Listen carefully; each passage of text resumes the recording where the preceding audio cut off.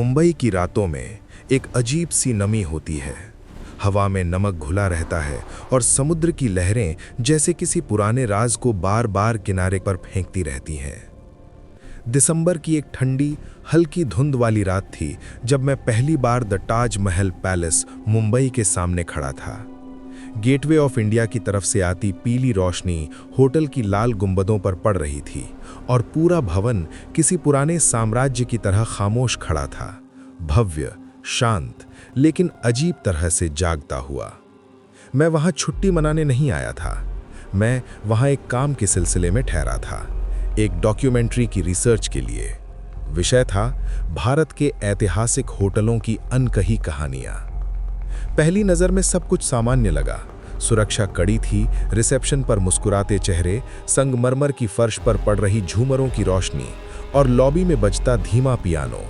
सब कुछ इतना शाही कि दर का ख्याल भी बेमानी लगे।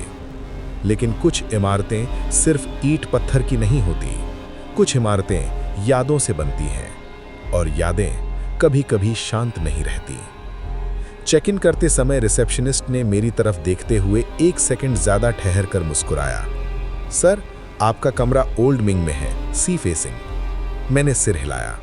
ओल्ड विंग, वही हिस्सा जो 1903 में बना था, वही हिस्सा जिसने युद्ध देखे, आग देखी, गोलियां देखी और शायद कुछ और भी। लिफ्ट में जब मैं अकेला था तभी पहली बार मुझे वो एहसास हुआ जैसे कोई मेरे पीछे खड़ा है। मैंने शीशे में देखा, सिर्फ मैं था, लेकिन मेरी परछाई एक पल के लिए मुझे लगा उसने मेरे हिलने से आधा सेकंड बाद हरकत की। मैंने खुद को समझाया, थकान है, सफर लंबा था। कमरा शानदार था, ऊंची छत, भारी पर्दे, खिड़की के बाहर काला समुद्र, दूर गेटवे की लाइटें झिलमिला रही थीं। मैंने बैग रखा, कैमरा सेट किया और नोट्स निकाल कर बैठ गया। रात के लगभग 12:30 बजे होंगे जब पहली अजीब आवाज आई। टक टक टक, जैसे कोई पुराने लकड़ी के फर्श पर धीरे धीरे चल रहा हो।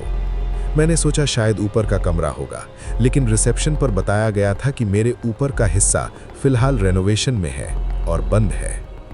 आवाज फिर आई, इस बार मेरे दरवाजे के बाहर से। मैं धीरे से उठा, दरवाजे के पास गया, पीप होल से झांका। कॉरिडोर खाली था, लंबा, सुनसान, पीली रोशनी में डूबा। मैं वापस मुड़ा ही था कि पीछे से एक ठंडी हवा का झोंका आया। कमरे की सारी खिड़कियां बंद थीं, एसी बंद था। मैंने महसूस किया कमरे का तापमान अचानक गिर गया है। मेरे हाथ अपने आप रुक गए।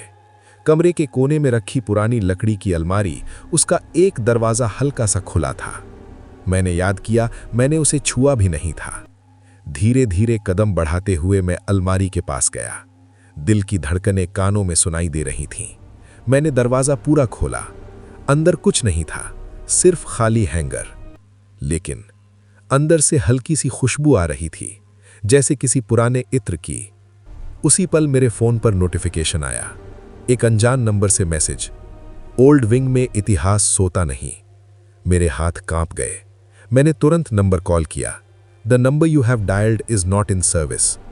मैंने सोचा कोई दोस्त मजाक कर रहा होगा, लेकिन इस शहर में मुझे कोई नहीं जानता था। मैंने खुद को शांत किया और रिसर्च शुरू की। लैपटॉप खोला, होटल के इतिहास के बारे में पढ़ने लगा। तभी मुझे एक पुराना आर्टिकल मिला। 1900 के दशक की शुरुआत में होटल के निर्माण के दौरान एक ब्रिटिश इंजीनियर की रहस्यमयी मौत हुई थी। कहा जाता है कि उसने होटल की डिजाइन में एक गलती कर दी थी और शर्म के कारण उसने यहीं आत्महत्या कर ली।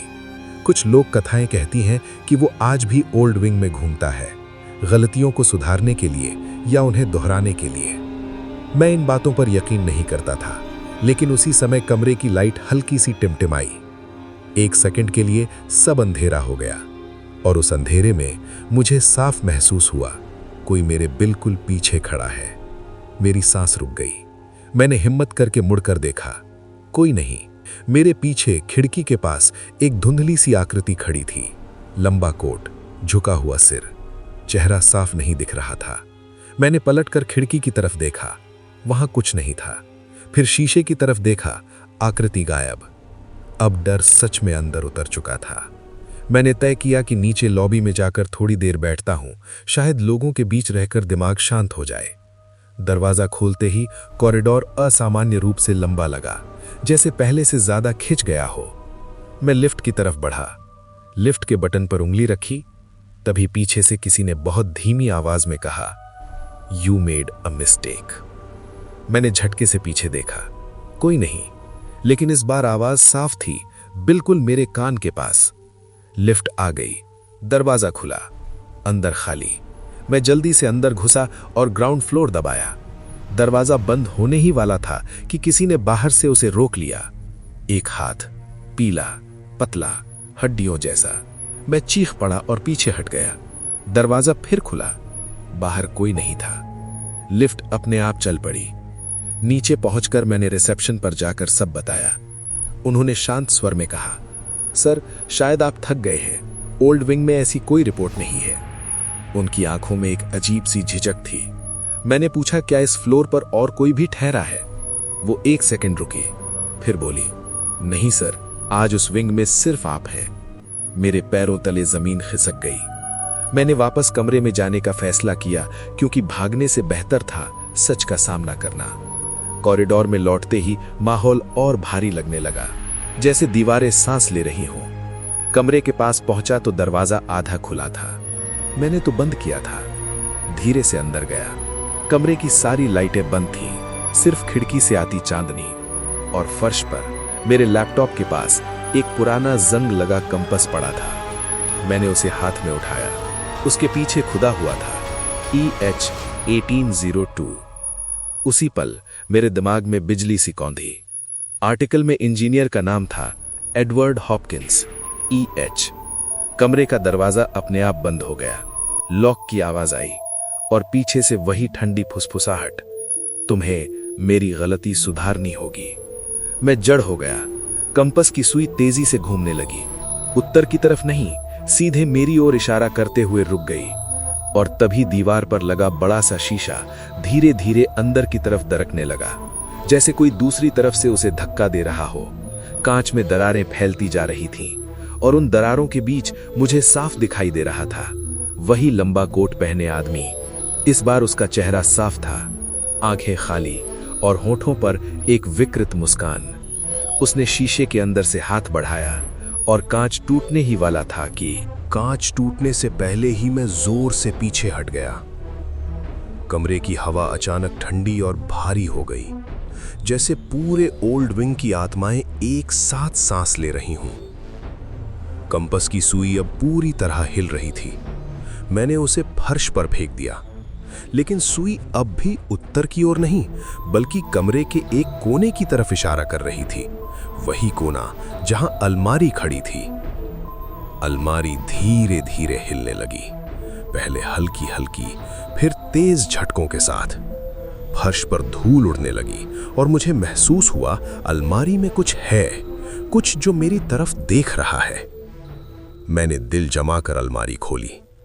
खाली हैंगर, जैसा कि पहले था, लेकिन हैंगर के पीछे दीवार पर एक पुराना फटी हुई डायरी पड़ी थी।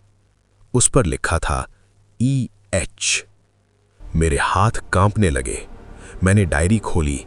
अंदर लिखा था छोटे जल्दी जल्दी लिखे अक्षर, "मैंने गलती की। इस इमारत में जो छुपा है वो हमेशा जागता रहेगा। अगर कोई इसे देखे तो वही मेरी जगह भुगतेगा।" जैसे ही मैंने पढ़ा, कमरे की रोशनी अचानक बुझ गई। सिर्फ खिड़की से चांदनी बची थी, जो अब अजीब तरीके से टिमटिमा रही थी। मैंने महसूस किया कहीं किसी ने मेरी पीठ पर हाथ रखा है। मैंने तेजी से पलटा, कोई नहीं, लेकिन कमरे का तापमान अब और भी गिर गया और मुझे लगा कि कोई फुसफुसा रहा है, यहां से भागना मुमकिन नहीं है। मैंने देखा डायरी अपने आप पलट रही थी। हर पन्ना तेज हवा में उड़ रहा था और एक आखिरी पन्ना खुला जिसमें एक नक्शा बना हुआ था। नक्शे में ओल्ड विंग की पूरी लेआउट थी और कमरे के भीतर एक निशान सीधा मेरी खिड़की की तरफ। तभी दरवाजा जोर से खुला। मैं चौंक गया। कमरे के बाहर कोई नहीं, लेकिन गलियारे में हल्की हल्की साया दिख रहा था, जैसे कोई धीरे धीरे मेरे पीछे बढ़ रहा हो। मैंने रिसेप्शन को कॉल करने की कोशिश की, लेकिन फोन काम नहीं कर रहा था। सिग्नल गायब। कॉरिडोर में अब आवाजें आ रही थीं, पहले हल्की हल्की, फिर तेज कदमों की। कदम जो मेरी दिशा में बढ़ रहे थे। मैंने तय किया, मैं नीचे लॉबी तक नहीं जा सकता। मुझे कुछ और ढूंढना होगा, कुछ जो मुझे सुरक्षित कर सके। मैं डायरी और नक्शा लेकर कमरे की खिड़की की तरफ गया। खिड़की से समुद्र की लहरें दिख रही थीं, लेकिन अचानक लहरों के बीच एक अजीब अंधेरा रूप दिखा। साया जो पानी पर नहीं बल्कि हवा में तैर रहा था। वो लंबा कोट वाला आदमी सीधा मेरी तरफ बढ़ रहा था। मैंने हिम्मत करके डायरी में लिखा नोट पढ़ा। अगर तुम बाहर जाओगे तो वही तुम्हें पकड़ लेगा। अंदर छुको, रास्ता वही बताएगा। मैंने कमरे के भीतर छिपने का फैसला किया। फर्श के नीचे की छोटी लॉकर जैसी जगह ढूंढी और खुद को उसमें फिट किया। हवा लगभग बंद थी, अंधेरा घना और सांसें तेज। और तभी मैंने फुसफुसाहट सुनी, बहुत पास से। तुमने मेरी जगह क्यों ली? अब तुम्हें भी भुगतना होगा। मैंने डायरी को जोर से पकड़ा। नक्शे में निशान अब चमक रहा था, जैसे कोई प्रेत मुझे मार्ग दिखा रहा हो। और तभी मैंने महसूस किया, लॉकर की दीवार धीरे धीरे हिल रही है। कोई मुझे बाहर खींचना चाहता है। मैंने सब साहस जमा किया, अपने शरीर को ढकते हुए धीरे धीरे ऊपर की ओर बढ़ा और देखा, दीवार पर लिखी लाल लकीरें थीं जो हर सेकंड फैल रही थीं। लकीरें शब्दों में बदलने लगीं। यहां से जाने का समय खत्म हो गया। जो देखता है वही रहता है। मेरे कानों में अब सिर्फ वही आवाज गूंज रही थी, कदम, फुसफुसाहट और वही लंबा कोट वाला आदमी, अब जो बिल्कुल कमरे के बीच में खड़ा था। मैंने पीछे झुककर देखा, लॉकर की दीवार अचानक बंद हो गई। अब मैं कमरे में फंस गया था और हवा में उसकी परछाई मेरे चारों ओर घूमने लगी। तभी डायरी के पन्नों से एक और संदेश उभर आया, सीधे उत्तर की ओर देखो, वही रास्ता है। मैंने कंपास उठाया। सुई अब भी उत्तर की तरफ नहीं थी, बल्कि कमरे के अंदर एक अजीब दिशा में घूम रही थी। और उसी दिशा में मैं धीरे धीरे बढ़ा। जैसे ही मैं उस दिशा में कदम बढ़ाता हूं, कंपास की सुई मुझे धीरे धीरे कमरे की एक कोने की तरफ खींच रही थी। कोने में वही पुरानी अलमारी खड़ी थी। अब उससे एक अजीब गंध आ रही थी, धुएं और पुराने इत्र का मिश्रण। जैसे ही मैंने अलमारी के पास कदम रखा, दीवारों की छाया अजीब ढंग से बढ़ने लगी। कांपते हाथों से मैंने डायरी खोली और नक्शे पर नजर डाली। निशान अब और स्पष्ट हो चुका था। अलमारी के पीछे एक छोटी सी धुंधली दरार थी जो पहले मैंने नोटिस ही नहीं की थी। मैंने गहरी सांस ली और धीरे धीरे दरार के भीतर झांका। अंदर एक संकरा अंधेरा रास्ता था। दीवारों पर पुरानी तस्वीरें टंगी थीं, 1900 के दशक के निर्माण कार्य की, लेकिन हर तस्वीर में एक साया छिपा हुआ था। साया हमेशा उसी लंबा कोट वाले आदमी जैसा। मैंने कदम रखा और तभी पीछे दरवाजा अपने आप बंद हो गया। खिड़की से चांदनी भी गायब हो गई। कमरा पूरी तरह अंधेरे में डूब गया। फुसफुसाहट फिर शुरू हुई, तुमने मेरी जगह क्यों ली? अब तुम्हें भी भुगतना होगा। मैंने कंपास देखा, सुई अब तेजी से घूम रही थी और अचानक रुक गई, एक ही दिशा में, अंदर की ओर, उस संकरे रास्ते में। मैंने हिम्मत जुटाई और अंदर गया। जैसे ही पहला कदम अंदर रखा, ठंडी हवा की लहर मेरे चेहरे पर पड़ी और पीछे से दरवाजा जोर से बंद हुआ। मैं अब पूरी तरह उस अंधेरी सुरंग में फंस गया था।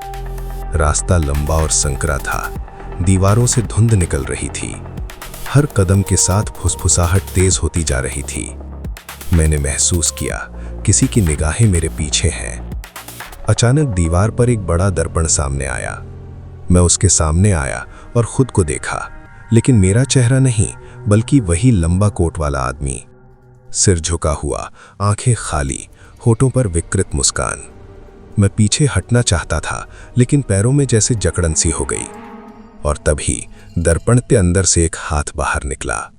मेरा हाथ छू लिया। मैं चिल्लाया, लेकिन आवाज खुद मेरे गले में फंस गई। हवा इतनी भारी थी कि सांस लेना मुश्किल हो गया। फिर डायरी ने खुद ब खुद खुलकर पन्ना पलटा।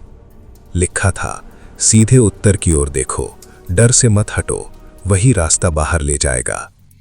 मैंने कंपास देखा, सुई अब बिल्कुल उस दरार की ओर इशारा कर रही थी। मैंने सब साहस जुटाया और उस दरार के अंदर झुका। अंदर रास्ता अचानक खुल गया। एक बड़ा हॉल था, लेकिन हॉल में सिर्फ छायाएं नहीं थीं। फर्श पर पुराने फोटोग्राफ, टूटी हुई फर्नीचर और दीवारों पर दाग जैसे आग लगी हो। और बीच में वो लंबा कोट वाला आदमी स्थिर मुझे देख रहा था। मैंने कदम बढ़ाए, वो भी धीरे धीरे मेरी तरफ बढ़ा। हर कदम के साथ फर्श की लकड़ी की चर्राहट और फुसफुसाहट गूंज रही थी। तुमने मेरी जगह क्यों ली? अब तुम्हें भी भुगतना होगा। मैंने डायरी और कंपास को एक साथ पकड़ लिया और जैसे ही मैंने कंपास के अनुसार दिशा बदली, आदमी ने हाथ फैलाया। लेकिन मेरे हाथों से कंपास की सुई अचानक तेज रोशनी छोड़ने लगी। रोशनी ने उस साए को पीछे धकेल दिया। वो जोर से चिल्लाया, लेकिन आवाज हवा में घुल गई। मैंने देखा, वो दीवारों में घुलकर गायब हो गया। हॉल की छायाएं अब धीरे धीरे कम होने लगीं, लेकिन डर अभी खत्म नहीं हुआ। हॉल के एक कोने में पुराने दरवाजे पर लाल लकीरें धीरे धीरे लिख रही थीं। तुमने इसे अभी तक तो तोड़ा, लेकिन इतिहास हमेशा जागता रहेगा। अगले जो आएगा वही देखेगा। मैं हॉल के बीच खड़ा था, कंपास और डायरी हाथ में। सुकून की सांस ली, लेकिन मेरे कानों में अब भी वही फुसफुसाहट गूंज रही थी। तुमने मेरी जगह क्यों ली? अब तुम्हें भी भुगतना होगा। और तभी दूर से कोई कदम आ रहा था, धीरे धीरे बढ़ते हुए। मैंने महसूस किया, ओल्ड विंग में मैं अकेला नहीं हूं। मैं हॉल के बीच खड़ा था, हाथों में डायरी और कंपास, और उस डरावनी फुसफुसाहट ने मेरे कानों में जैसे अपना घर बना लिया था। कदम की आवाजें अब और पास थीं। धीरे धीरे हॉल के अंदर का अंधेरा हिलने लगा और मैं समझ गया, कोई वास्तव में मेरे पीछे बढ़ रहा है। मैंने कंपास की दिशा देखी। सुई अब हॉल के उस पुराने दरवाजे की ओर इशारा कर रही थी, जिस पर लाल लकीरें लिख रही थीं। एक झटका सा लगा, दरवाजा धीरे धीरे खुल रहा था। हॉल के चारों ओर फर्नीचर और फोटोग्राफ अब जीवित लगने लगे थे। फर्श पर धूल उड़ रही थी और दीवारों पर पुरानी तस्वीरों के साए मेरी तरफ बढ़ रहे थे। मैंने डायरी में लिखा संदेश दोबारा पढ़ा, सीधे उत्तर की ओर देखो, डर से मत हटो। मैंने हिम्मत करके कदम बढ़ाया। जैसे ही मैं हॉल के उस दरवाजे के करीब गया, मुझे महसूस हुआ वो लंबा कोट वाला आदमी अब दरवाजे के सामने खड़ा था। उसकी आंखें खाली, होठों पर वही विकृत मुस्कान, लेकिन अब उसकी गति तेज हो गई थी। मैंने कंपास देखा, सुई अभी भी उत्तर की ओर। मैंने कदम बढ़ाए और धीरे धीरे दरवाजे के पास पहुंचा। तभी अचानक हॉल में लाइट फली फली चमकी और सभी छायाएं गायब हो गईं, लेकिन वो आदमी अभी भी खड़ा था। मैंने डायरी खोली। अंदर से निकलते हुए पुराने अक्षर जैसे जीवित उठे। अगर तुम पीछे हटोगे तो तुम्हें इतिहास के भीतर फंसा दिया जाएगा। आगे बढ़ो, यही रास्ता बाहर ले जाएगा। मैंने सांस ली और दरवाजे में प्रवेश किया, और वहीं हॉल के बाहर एक संकरे धुंधले गलियारे की शुरुआत थी। गलियारे की दीवारें पुरानी लकड़ी और जंग लगी लोहे की थीं। हवा ठंडी, गहरी और भारी थी। हर कदम के साथ फुसफुसाहट तेज हो रही थी। तुमने मेरी जगह क्यों ली? मैंने कंपास को सामने की दिशा में पकड़ा और धीरे धीरे कदम बढ़ाए। गलियारे के बीच में एक पुरानी सीढ़ियां थीं। सीढ़ियां ऊपर की ओर जा रही थीं, लेकिन ऊपर से अजीब रोशनी आ रही थी। जैसे ही मैं सीढ़ियां चढ़ने लगा, पीछे से तेज कदम की आवाज आने लगी। मैंने झटके से देखा, वो लंबा कोट वाला आदमी सीढ़ियों के नीचे खड़ा था, लेकिन उसकी आंखें अब और अधिक खाली और चेहरा और विकृत लग रहा था। मैंने दौड़ने की कोशिश की, लेकिन पैरों में जैसे बोझ लग गया हो। तभी कंपास अचानक तेज रोशनी देने लगा। सुई सीढ़ियों की ओर इशारा कर रही थी। मैंने सब साहस जुटाया और तेजी से सीढ़ियां चढ़ना शुरू किया। सीढ़ियों के आखिरी चरण पर पहुंचते ही मैंने सामने एक दरवाजा देखा। दरवाज़ा थोड़ा खुला था और अंदर से हल्की रोशनी आ रही थी। मैंने कदम बढ़ाया और उस दरवाजे के अंदर मैंने दरवाजे में कदम रखा। दरवाजा अपने आप धीरे धीरे बंद हो गया और कमरे की रोशनी में मुझे साफ दिखा एक पुराना भव्य सुईला हॉल। लेकिन हॉल खाली नहीं था।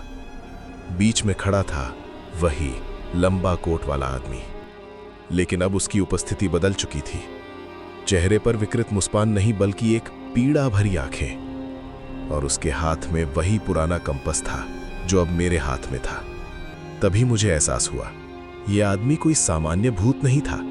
ये एडवर्ड हॉपकिंस था, इंजीनियर जिसने ओल्ड विंग के निर्माण के दौरान गलती की थी। उसकी आत्मा अब तक उसी गलती का बोझ उठा रही थी, और जो भी उस गलती की तह तक पहुंचता उसे वही भुगतना पड़ता। मैंने कंपास और डायरी को और मजबूती से पकड़ा। डायरी ने खुद ब खुद खुलकर आखिरी पन्ना दिखाया। सच का सामना करो, डर से पीछे हटो और इतिहास तुम्हें छोड़ देगा। मैंने हिम्मत जुटाई और सीधा उसकी आंखों में देखा। वो धीरे धीरे पीछे हट गया, जैसे मैं डर के बजाय साहस दिखा रहा हूं। वो कमजोर पड़ गया। तभी हॉल की छत से एक हल्की रोशनी गिरने लगी। रोशनी ने कमरे के कोने कोने में जमा धूल और धुंध को साफ कर दिया, और अब मैंने देखा सारे फर्नीचर, टूटी फोटोग्राफ, पुराने दरवाजे, सब ठीक थे। कोई अजीब साया नहीं, कोई फुसफुसाहट नहीं। एडवर्ड की आत्मा धीरे धीरे गायब होने लगी। उसकी आखिरी आवाज मेरे कानों में गूंज रही थी, अब तुम सुरक्षित हो, लेकिन इतिहास हमेशा जागता रहेगा। मैंने कंपास देखा, सुई अब स्थिर थी, सीधा उत्तर की ओर। मैं समझ गया, ओल्ड विंग के भूतिया रहस्य को समझकर ही बाहर निकलने का रास्ता खुला। मैं धीरे धीरे हॉल से बाहर निकला। सीढ़ियां उतरते हुए मैं उस संकरे गलियारे से होकर बाहर आया।